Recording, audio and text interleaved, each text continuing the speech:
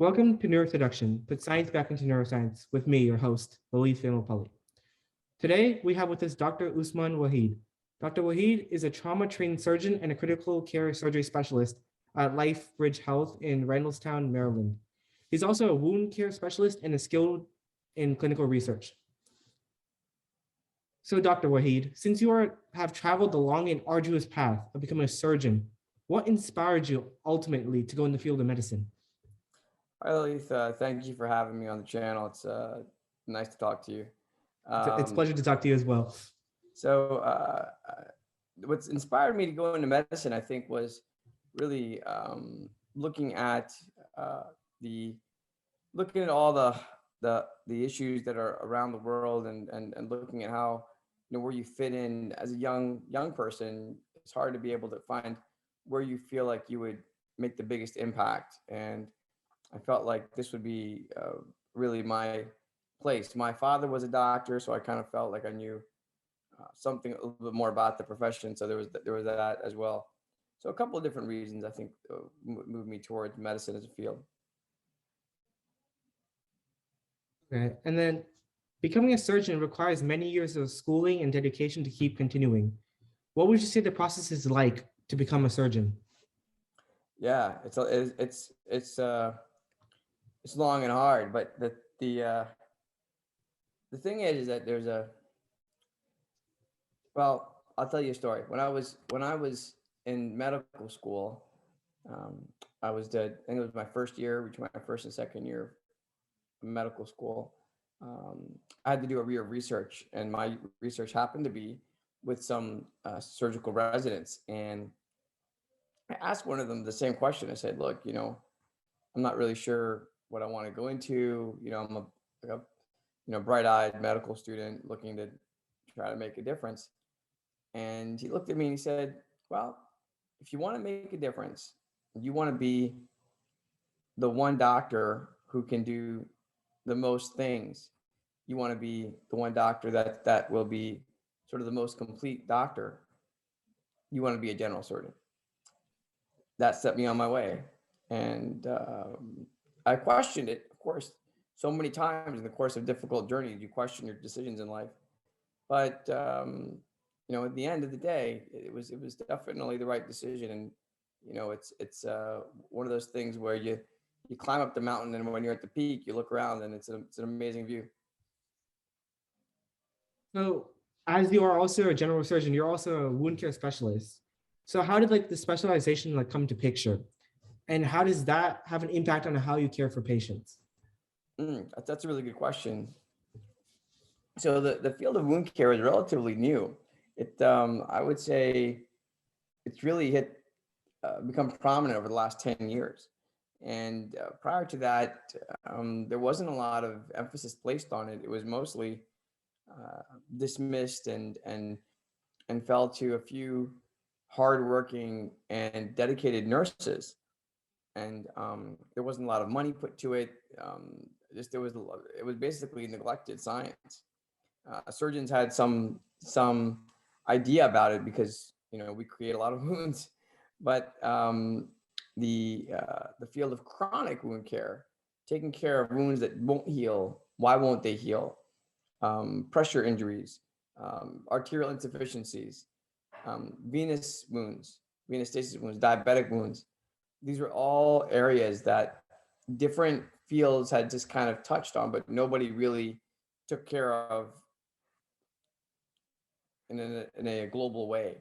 So the field of wound care started, and initially it was a lot of primary care rural practitioners who initially picked this up and started going with it. More recently, though, the surgeons have gotten back on board, and we're doing more aggressive procedures to try to really get better quality of life for some of these patients and more manageable wound situations for some of these patients. So um, it's a field that once was neglected, and now we're starting to pay much more attention. People are starting to really focus on it, and I think the patients are benefiting.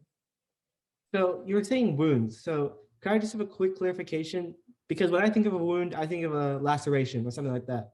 But what other ways could wounds look like, if that makes sense? So right. Yeah, sure. So wound care as a field is mostly interested in healing of chronic or non-healing wounds, wounds that have not gone through the usual process of wound healing. So usually when there's a wound, there's an inflammatory phase, there's a proliferative phase, there's a maturation phase. There's multiple, they're the usual phases of healing, meaning that if you injure yourself, like a laceration, like you mentioned, or something along those lines, maybe a surgical incision, those typically heal without any problems. But in some people, when that healing process becomes impaired, then it's up to the wound clinician to figure out where the issue is and to diagnose the problem and then implement the appropriate therapies. Okay. Thanks for the clarification. Sure. Sometimes that can be surgical, sometimes that can be non-surgical. Okay. So let me bounce into a different topic a little bit. So COVID, something that's changed all of our lives so much, but specifically, how has COVID impacted the field of medicine and how have you had to change due to the pandemic? Yeah, COVID has really impacted a lot of us. It certainly has impacted a lot of our patients. And for me, I think the most important aspect of the pandemic for my practice was related to patient access. I see a lot of patients who are in long-term care facilities, skilled nursing facilities, um, rehabs, where they have wounds and then they need to see a physician. Well, if your facility is locked down because there's an outbreak of COVID in your facility, then you're not going to be able to get out to find that care. So they couldn't come to the clinic. They couldn't see us in the office, where typically we would see these patients. Um, and so it was really getting access to healthcare was really difficult in the pandemic. And so unfortunately, many of these patients, their wounds suffered. Some of them died. It was very difficult. Yeah. So COVID has taught so much to us about, just basic prevention medicine and basic PPE usage, but medicine is still adapting to everything that we do every single day. So in what aspects would you want the field of medicine to change in the next 10 years? Yeah, I think that the aspect of medicine that I think has been neglected over the development and the sort of the analytics of medicine is the patient. I think that that's one aspect that's really been neglected. I think that the people have looked looked over the economics of medicine inside and out. They've looked over the quality metrics inside and out. They've looked at all these different analytics. But I think that the at the end of the day, um, and you really have to be taking care of the patient. And the patient sometimes will look at things quite differently than either the monetary, sort of the red, whether you're in the red or the black, or whether the quality metrics were met or this and that. It's and that's who we're in it for. We're in it for taking care of the patient. So my goal, and I think everyone that practices medicine, is to make sure that the patient is taken care of, and they feel like they've been taken care of. And that's the key. And I think that in the course of it, in the course of all of our cutting and shaping medicine, oftentimes that's lost sight of. And I think if we want to get back to that, that will ultimately guide us in the right direction as a field. Yeah. So it's a little bit weirder question also. I saw that you went to George Washington University, and we know that it's in Washington, D.C. and all that. So did that really have an impact on your education, since it's like a policy, center of policy and everything? Well, It's hard to know because I went to GW both for undergrad as well as for my medical school. So it's hard to know whether the the influence of policy making and being close to everything that was happening and the development of the Clinton. When I was there, it was the Clinton administration's um, uh, overhaul of the medical system. Yeah. Whether it would have been different had I been somewhere else. I don't know if my experience would have been different actually. That's a I don't know the answer to that, Louis. Okay. Um, okay. So this YouTube channel, the one I'm, on right now, addresses the lack of, less experiential medicine, less scientific at times. And how has wound care kind of avoided this pitfall? Right. So, it's really easy to sometimes get, as your channel says, seduced into using non-evidence-based medicine, and unfortunately, wound care is prone to a lot of that. There's a lot of people that use different techniques that have been uh, well. A, a saying in surgery that we worship our forefathers. We Yeah. worship our forefathers. So a lot of our the techniques are just we do what we were taught, not necessarily what evidence-based medicine is showing us.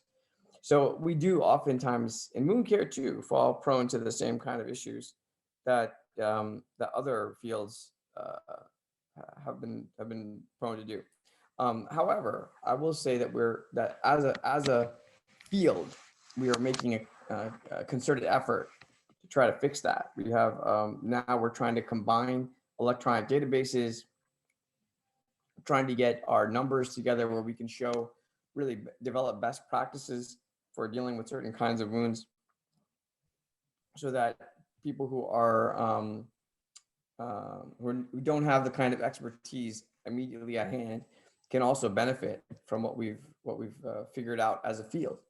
So it really is an issue as far as what to do in certain situations. And with wound care, it's some people have described wound care as the wild wild west. Where there's anybody using everything for these wounds, or some people are using nothing. It's really uh, up to the individual practitioner. So we are far from where we want to be, I would say, as wound care specialists, but it's something that we're working towards. So I would say that definitely we would be in the same boat as a lot of the neuro specialists that you've interviewed, as far as what are we trying to accomplish, but we're not there yet. Okay. There are many students who are very interested in going to medicine, me included. So what is some advice you can give to them? Yeah, I think for those who are interested in medicine, it's a wonderful field. I think there's a lot of, and I think the best part about it is the breadth of the field, meaning that there are so many different niches that you can get into depending on what you're good at. And I would really advocate that you, as someone looking to get into the field, pursue what needs to be done to get into the field, but at the same time, kind of take some self accountability as far as what are you good at, because that will help you. That will help you decide ultimately where you want to go with your medical career. And I think that if you're looking at you figure out that you're good at a certain thing, that's what you need to pursue, rather than kind of whatever pops up at the time. Medicine it has a long history of being very things are cyclical in nature, so that you don't go for the the field that's the latest fad is what I would say. I would say go with the field that fits your strengths the best. And there's a lot of different fields in medicine. So I think that regardless of what your strengths are, you'll be able to find them in that if you have that kind of interest.